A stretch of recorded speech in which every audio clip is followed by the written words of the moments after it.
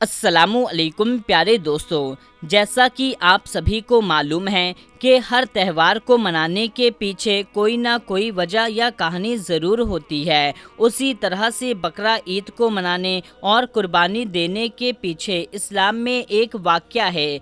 याद रहे, अल्लाह ताला अपने महबूब बंदों से यानी कि नबी और पैगंबरों से मोहब्बत किया करता है और वक्त वक्त पर इम्तिहान भी लेते रहते हैं। इसी तरह से एक बार हज़रत इब्राहिम अलैहिस्सलाम का इम्तिहान लिया गया।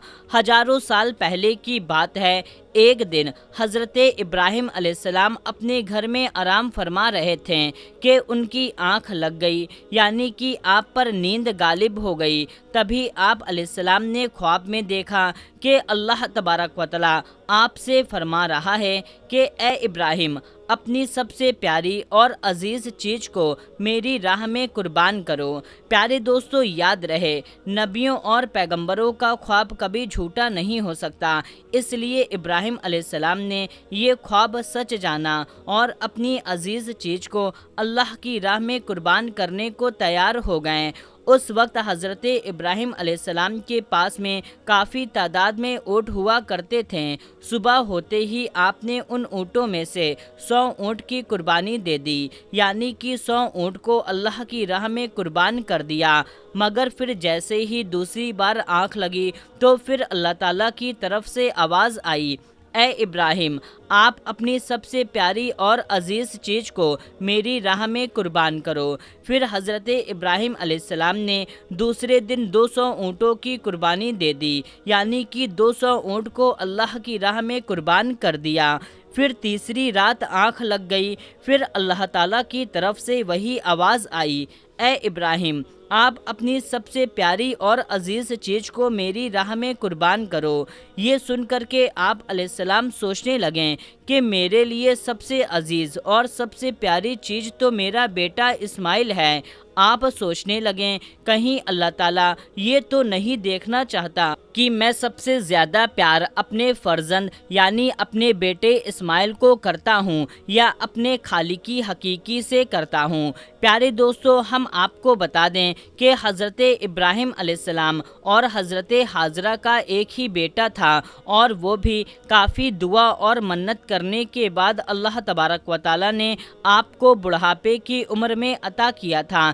इसलिए हज़रत इब्राहिम अलैहिस्सलाम और हज़रत हाजरा अलैहिस्सलाम अपने बेटे से बहुत प्यार किया करते थे। जैसे कि आप अलैहिस्सलाम ने अल्लाह का ये हुक्म सुना तो आपने इरादा कर लिया कि वो अपने सबसे अजीज़ और अपने प्यारे बेटे इस्माइल को अल्लाह की राह में कुर्बान कर देंगे।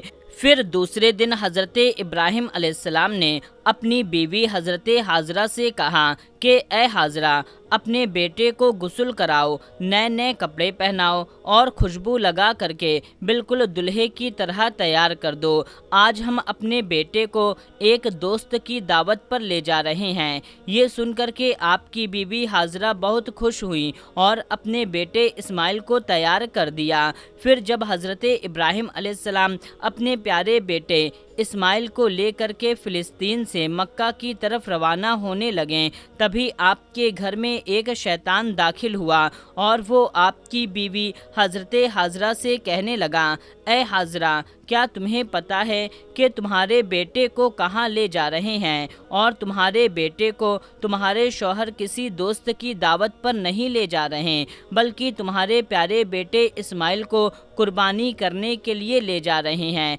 यानी कि मारने के लिए ले जा रहे हैं। ये सुनकर के हज़रत हाजरा ने कहा, मैं अपने इब्राहिम को अच्छी तरह से जानती हूँ, भला एक बाप अपने बेटे को क्यों मारेगा। ये सुनकर के शैतान ने कहा, तुम्हारे शौहर इब्राहिम ने एक ख्वाब देखा है जिसमें अल्लाह ताला ने तुम्हारे बेटे इस्माइल की कुर्बानी मांगी है, इसीलिए इब्राहिम इसे कुर्बानी करने के लिए ले जा रहे हैं।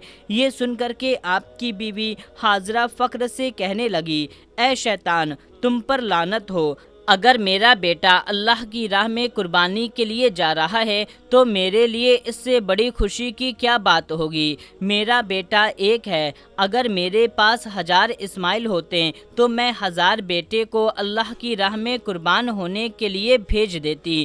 یہ سن کر کے پھر شیطان حضرت اسماعیل کے پاس گیا اور کہنے لگا، اے اسماعیل، کیا تمہیں پتہ بھی ہے کہ تمہارا بابا تمہیں کہاں لے کر جا رہا ہے؟ وہ تمہیں دعوت میں نہیں بلکہ تمہیں مارنے کے لیے لے جا رہا ہے، وہ تمہیں اللہ کی راہ میں قربان کرنے کے لیے لے جا رہا ہے۔ یہ سن کر کے حضرت اسماعیل علیہ السلام نے فرمایا، اگر میں اللہ کی راہ میں قربان ہو جاؤں تو میرا جیسا خوش نصیب پھر کون ہوگا؟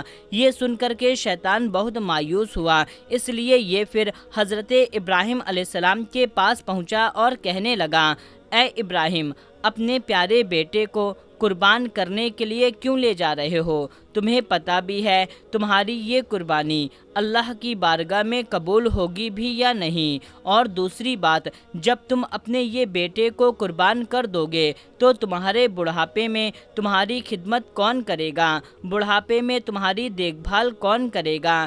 یہ سن کر کے حضرت ابراہیم علیہ السلام نے کچھ پتھر اٹھائے اور شیطان کو لعنتی کہہ کر کے مارنے لگے۔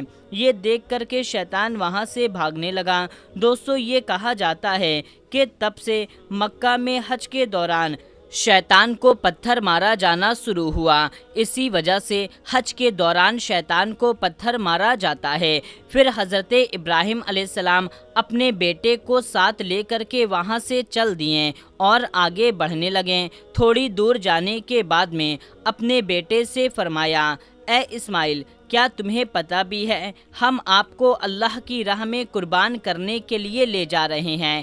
یہ سن کر کے آپ کے بیٹے اسماعیل علیہ السلام کہنے لگے، بابا جان، اس سے بہتر میرے لیے کیا ہوگا کہ آپ مجھے اللہ کی راہ میں اللہ کے ایک نبی قربانی کرنے کے لیے لے جا رہے ہیں۔ لیکن بابا، میری ایک التجا ہے، جب آپ میرا گلا کاٹو گے تو آپ وہ نہیں دیکھ سکو گے، اس لیے پہلے آپ میرے ہاتھ پاؤں اچھی طریقے سے باندھ دیجیے گا، اور میں چاہتا ہوں کہ آپ بھی اپنے آنکھوں پر ایک پٹی باندھ لیجیے گا تاکہ میرے گلے پر چھری چلتے ہوئے ترس نہ آئے۔ بس پھر کیا تھا، حضرت ابراہیم علیہ السلام نے اپنے پیارے بیٹے اسماعیل علیہ السلام کے ہاتھ اور پاؤں باندھ دیے اور اپنی آنکھوں پر بھی پٹی باندھ لی، اور پھر اپنے ہاتھوں میں چھری لے کر کے آسمان کی طرف دیکھا اور کہنے لگے، اے اللہ، اگر آپ مجھے 1000 اسماعیل بھی دیتے تو میں خوشی خوشی کے ساتھ میں